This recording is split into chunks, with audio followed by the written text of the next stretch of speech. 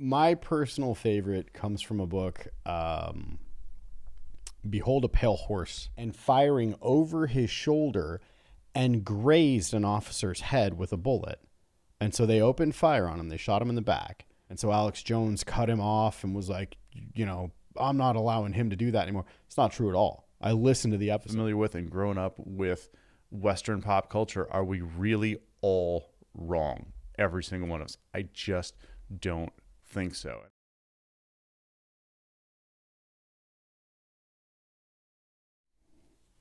We're the Lunatics and Legends podcast. We had a couple different people booked that canceled on us last minute. So we're just having fun, kind of chopping it up and straying a little bit from the norm of the manosphere, if you will.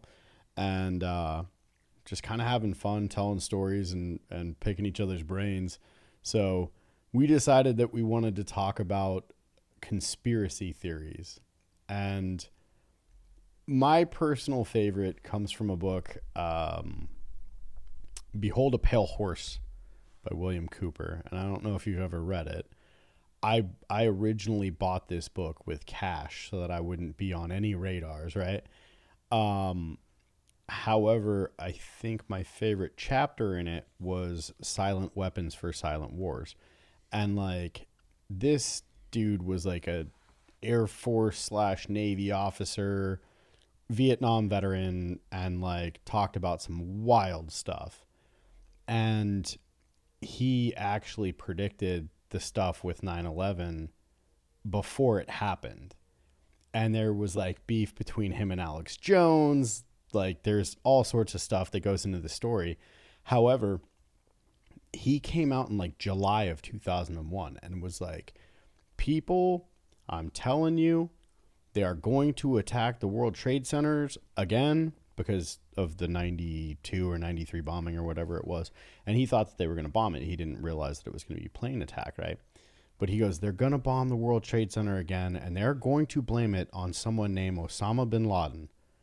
And for those of you who are not familiar, when you hear that, do not fall for it. Like this might get cut. We might get kicked off of YouTube for this, and that's okay. However, so he does this whole thing about it, right? Shortly thereafter, he like shipped his wife and his son back to Vietnam or something like that. I don't remember, the Philippines, something. And he attempts to reconnect with his estranged daughter. And so his estranged daughter comes and like stays with him for like a week. And then supposedly like the FBI picked her up and was interrogating her and was like, tell us where all the guns are in the house. Like, if you don't tell us and somebody gets hurt, you're going to get charged because you're not telling us. And so you're implicit in this, and just harass the hell out of her. Right. Shortly thereafter, the police set up a whole staged situation. And like, there used to be a documentary on YouTube about this called Bill Cooper and His Death, or William Cooper and His Death. It was a crazy documentary. It was like a 6-part miniseries, right? And basically what happened was the cops, like he lived in Heber Overgard, I think it was, here in Arizona. And he lived kind of in a little bit of a desolate area. And so they had cops park there in trucks and turn up loud music and were like throwing beer cans as if they were partying in the cul-de-sac down the street from his house. And apparently that was like a normal spot for like teenagers to show up there and just get drunk and leave a bunch of trash. So he goes down there and he's like, hey, you boys, get the hell out of here. And they all pull out badges and he guns it, right? Takes off. Supposedly, they claim he was running from his truck back into the house and firing over his shoulder and grazed an officer's head with a bullet. And so they opened fire on him. They shot him in the back. And keep in mind as well, this man only had one leg, right? Oh. But apparently was so like capable that he was just firing over his shoulder as he's running into the house with one leg, get shot in the back a bunch of times. Then they wouldn't let like the medical team come in as he's bleeding out And there's like reports that it took him a while to bleed out and everything like that. And that there was some beef between him and like the medical examiner of the county. And so they called someone from a different county and it took him 6 hours to show up and he died. Right. However, like, fact check me if you want, but this stuff is pretty well on record. And there's like even a story about like Timothy McVeigh showing up at his house prior to the bombing. And he, I guess, got like real radical and was like, we need to blah, blah, blah, blah, blah. And William Cooper told him to take a hike. He was like, I'm not doing that kind of stuff. And my dad, same situation. My dad met Timothy McVeigh at a gun show. What? Yeah. When my dad was working for his company at the gun show, RPM, this guy shows up and he's like, we need to do this. We need to bring down the Fed. My dad goes, hey, man, take it down the road. Like, I'm not hearing this stuff. And he's like, no, that's because the Feds. What are you, a Fed? And my dad's like, dude, get the hell away from my table. Like, I am not here for politics. I'm here for business. And a couple months later, dude, he's down there getting interviewed in Waco. And then a couple months later, he's getting the perp walk. So, Wow.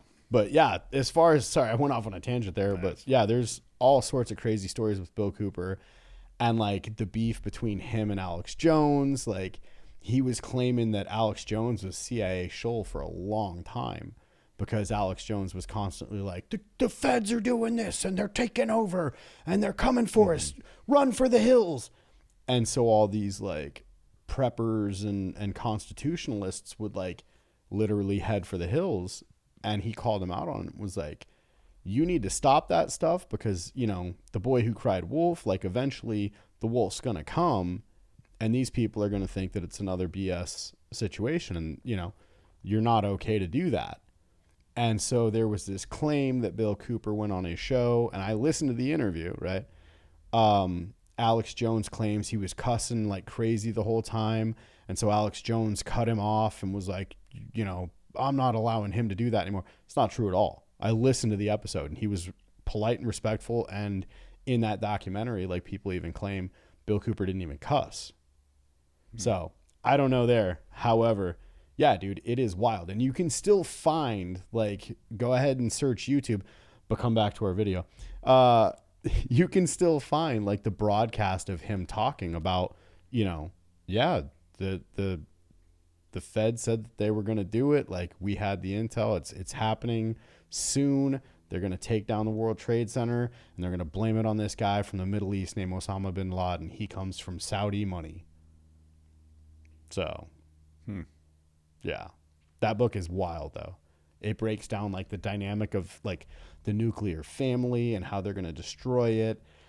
There's even an excerpt in there that you can Google search and find where it says, and I'm paraphrasing, of course, but it says something about they're going to have shooter attacks ramp up. And he wrote this in like 89 or something like that.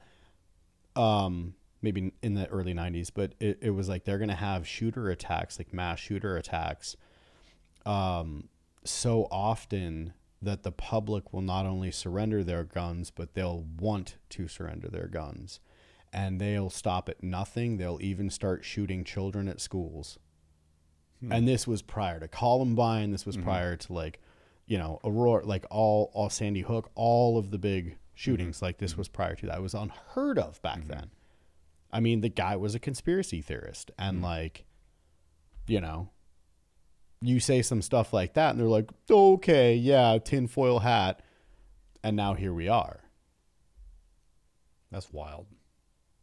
Yeah. What about you? What's your favorite conspiracy theory? Oh man. Right now, I would say the one I'm really into is the Mandela Effect. Okay. Yeah. I absolutely love it. I am 100% bought into it. It's absolutely the truth. It's molecules, particles, and CERN smashed together. Parallel universe. Somehow we shift in and out. There's a few different theories around that. Right. And now we all have memories of things that are different. And absolutely. The Berenstain Bears thing, the Mr. Peanut thing. Cornucopia. Yeah. What's another one? Monopoly. Yeah. There was one I was chewing on the other day that I was like, I can't. Oh yeah, there's the Star Wars one. I was about to say, yep. They're so. It's like, okay, have we really all been wrong this whole time? So like everybody that is familiar with and grown up with Western pop culture, are we really all wrong? Every single one of us. I just don't think so. And I've heard that, hey, the Monopoly guy, you're mixing that up with with the Mr. Peanut. Mr. Peanut. It's like, no, I'm not. I'm not mixing that up with Mr. Peanut. I know what you're talking about, and I understand that. Hey, if I've got to figure out some kind of way to make this work that I'm incorrect, sure, that's a way that I could make up a story. No, the Monopoly guy had a monocle. The end. He always did. The cornucopia for Fruit of the Loom, and actually people have found Fruit of the Loom items from the 80s that have the cornucopia. Right. It's like The Matrix didn't find all of it. It's my favorite. I absolutely enjoyed the hell out of it. Even if I'm wrong, I don't care. It's so fun. It also kind of makes me wonder, though, like, what if Fruit of the Loom just knew about the Mandela Effect and they're like, nah, we never did that, just so that they could get more mentions, like on YouTube or social media? I mean, isn't it a Walmart brand now? I have no idea. I'm not sure. But I also, I guess on top of all of that, I remember as a child watching watching his funeral, the funeral procession on television. I remember watching it. I know definitively I saw Nelson Mandela's funeral procession on television when I was a child. Yeah. I know that I did. I'm sure you've probably heard people talking about peptides. It piqued your interest, you looked into it, but you don't know what source to trust. A lot of this stuff is coming out of China. If you're looking for a good quality peptide that's made in the United States, go to helixpure.com.